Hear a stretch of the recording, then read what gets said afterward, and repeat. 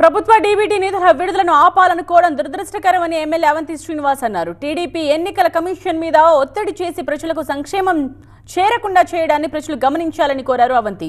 ప్రభుత్వ సంక్షేమ పథకాలు అందుకుంటున్న వారిలో టీడీపీ ఓటర్లు కూడా ఉన్నారని, ఇప్పటికైనా టీడీపీ ఇలాంటి పనులు మానుకోవాలని విజ్ఞప్తి చేశారు ఆయన.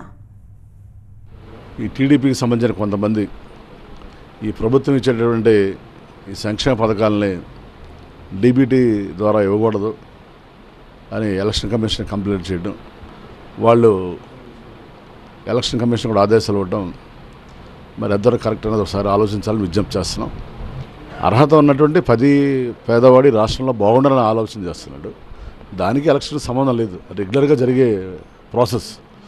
కానీ ఆ ప్రాసెస్ను కూడా అడ్డుకునే విధంగా వీళ్ళు ప్రవర్తించడం, అలాగే పెన్షన్లు కూడా ఈ వాలంటీర్స్ ఇంటింటికి తీసుకెళ్ళకూడదు అని చెప్పటం, ఇవన్నీ కూడా రాష్ట్ర ప్రజలు అర్థం చేసుకోవాలి. ఎవరు ప్రజల పక్షాన ఉన్నారు, ఎవరు ప్రజలను ఇబ్బందికి పాలు చేస్తున్నారు అనేది.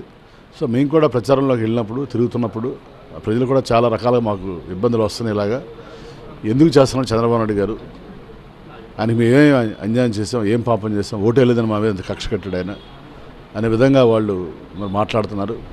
కాబట్టి నేను విజ్ఞప్తి చేసే రాష్ట్ర ప్రజలందరికీ కూడా మీరు ఒకసారి ఆలోచన చేసి ఈ 5 సంవత్సరాల కాలంలో జగన్మోహన్ రెడ్డి గారు ఎంత మంచి చేశాడు, ఇప్పుడు ఈయన రూల్స్ పేరు చెప్పి చంద్రబాబు గారు ఎందుకు చేయట్లేదు అన్నది ఆలోచన చేసి మళ్ళీ రేపు అఖండ మెజారిటీతో జగన్మోహన్ రెడ్డి గారిని గెలిపిస్తే తప్పనిసరిగా మళ్ళీ మీ అందరూ కూడా ఇంట్లో కూర్చుంటే ఏ నాయకుడి దగ్గరికి వెళ్ళాల్సిన అవసరం లేకుండా, ఏ రికమెండేషన్ అవసరం లేకుండా, ఏ ప్రభుత్వ ఆఫీసుల చుట్టూ తిరిగి అవసరం లేకుండా, కులం చూడకుండా, మతం చూడకుండా, పార్టీ అసలు చూడకుండా, అది గొప్ప విషయం.